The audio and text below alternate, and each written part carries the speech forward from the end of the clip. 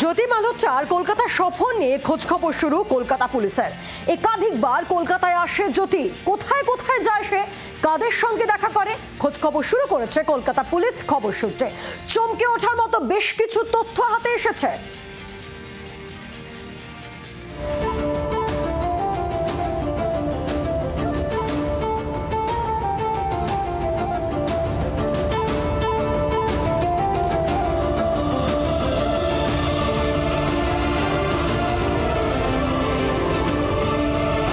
Circus থেকে ব্যারাকপুর, শিয়ালদা থেকে হাওড়া, বার কয়েক শহরে এলেও তার মধ্যেই মোটামুটি কলকাতা চষে ফেলা হয়ে গিয়েছিল পাক গুপ্তচর বৃত্তির অভিযোগে ধৃত জ্যোতি মালহোত্রার। জ্যোতির খুঁটিনাটি ভিডিওর আড়ালে কি ছিল গোপন কোনো উদ্দেশ্য? জ্যোতির কলকাতা সফর নিয়ে খোঁজ খবর নিতে এবার আসরে নামল কলকাতা পুলিশ।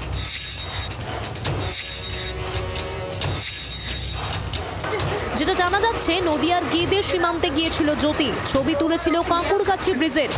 আর কোথায় কোথায় গিয়েছিল পাক চররানি, কাদের সঙ্গে দেখা করেছিল খতিয়ে দেখছে কলকাতা পুলিশ। কোনো এজেন্সি তাদের সঙ্গে যোগাযোগ করেনি ঠিকই, কিন্তু বিভিন্ন সমাজ মাধ্যম এবং মিডিয়ার মাধ্যমে যে তথ্য সামনে এসছে, বিশেষ করে তার সোশ্যাল মিডিয়া হ্যান্ডেলে কলকাতা ভিজিটেড যে তথ্য সামনে এসছে, তার ভিত্তিতেই তারা এই অনুসন্ধান শুরু করেছে।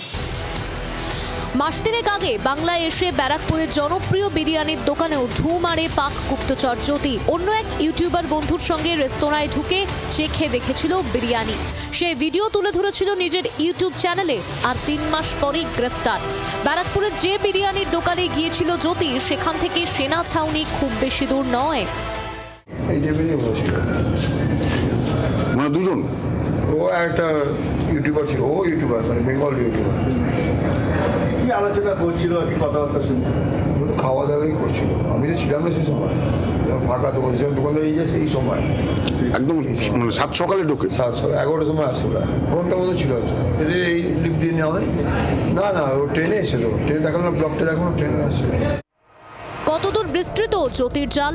দেশের আর বাকি তথ্যের পাশাপাশি এ রাজ্যের আরও কি তথ্য পাকিস্তানে পাচার করেছে এই মহিলা ব্লগার, তা নিশ্চিত হতেই তদন্ত চালাচ্ছেন গোয়েন্দারা। ব্যুরো রিপোর্ট, জি 24 ঘন্টা। বাংলার আওয়াজ, বাঙালির আবেগ, জি 24 ঘন্টা।